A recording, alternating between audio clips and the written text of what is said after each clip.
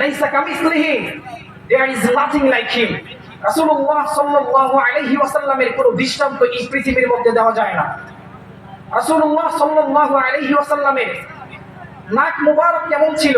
হযরত আলী রাদিয়াল্লাহু তাআলা আনহু বর্ণনা করেন, আপনার আইনিন নূরুন ইয়ালুহু, আপনার আইনিন লাহু নূরুন ইয়ালুহু, তার নাকটা ছিল একেবারে খাড়া, নাকটা ছিল একেবারে সোজা। ইয়ালুহু নূরুন ইয়ালুহু, যেন তার নাক থেকে নূর চমকাইতেছে। রাসূলুল্লাহ সাল্লাল্লাহু আলাইহি ওয়াসাল্লামের বক্ষ কেমন ছিল?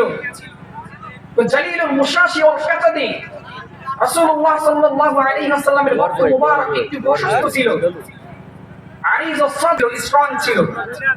রাসূলুল্লাহ সাল্লাল্লাহু আলাইহি ওয়াসাল্লাম, রাসূলুল্লাহ সাল্লাল্লাহু আলাইহি ওয়াসাল্লামের গাল কেমন ছিল? হযরত আলী রাদিয়াল্লাহু তাআলা আনহু বলেন, জলিআল ফাহমি, জলিআল ফামি, রাসূলুল্লাহ সাল্লাল্লাহু আলাইহি ওয়াসাল্লামের গাল মুবারক একটু প্রশস্ত ছিল। রাসূলুল্লাহ সাল্লাল্লাহু আলাইহি ওয়াসাল্লাম লাইসা বিত-তাওয়িলিল বাইনি ওয়ালা বিল-কাসীরিল মুতারাদ্দিদি, তিনি একেবারে লম্বাও ছিলেন না, আবার একেবারে খাটোও ছিলেন না। রাসূলুল্লাহ সাল্লাল্লাহু আলাইহি ওয়াসাল্লাম তিনি দেখতে খুবই চমৎকার ছিলেন।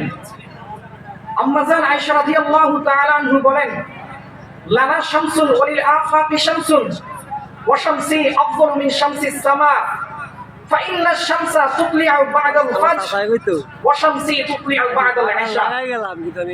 আম্মা জান আয়েশা রাদিয়াল্লাহু তাআলা আনহু বলেন, এই পৃথিবীর মানুষ, আসমানের আকাশের একটি চাঁদ আছে, আমাদেরও একটি চাঁদ আছে।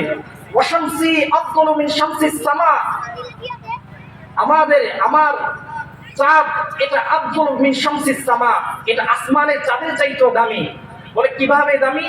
বলে ফাইন্না শামসা তুতলিউ বা'দাল ফাজর, বলা হয় জমিনের যে আসমানের যে চাঁদ, যে সূর্য, এটা উদিত হয় ফজরের পরে, আর আমার যে সূর্য ওয়া শামসি তুতলিউ বা'দাল ইশা, আমার সূর্য উদিত হয়